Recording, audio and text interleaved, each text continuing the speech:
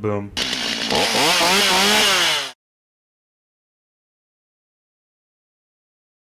Alrighty then, so we were somewhat successful by using the little rope trick on this, but sometimes that doesn't always work. So sometimes you have to resort to drastic measures. And the last trick that I know is putting a little bit of a volatile starting fluid inside the tire and lighting it, and when it expands, okay, then I have my opportunity to inflate the tire. So, because I have this hose, and because I have this automatic air chuck, what I do, I just kind of place that just in the front of the air valve.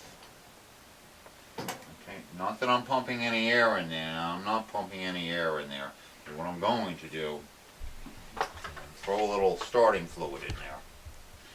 And here it is right here.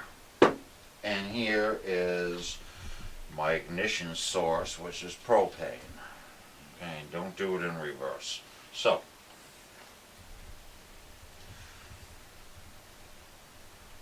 not much, just a little bit, just a little squirt. Not much, just a little bit. It's so volatile, the stuff, that it can hurt you big time. So here we go. Just a little. That's all.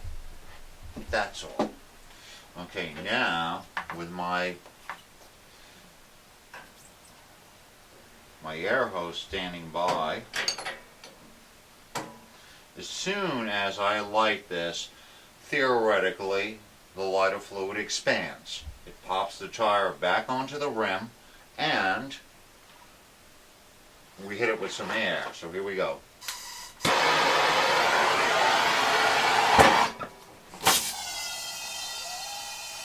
And that's it.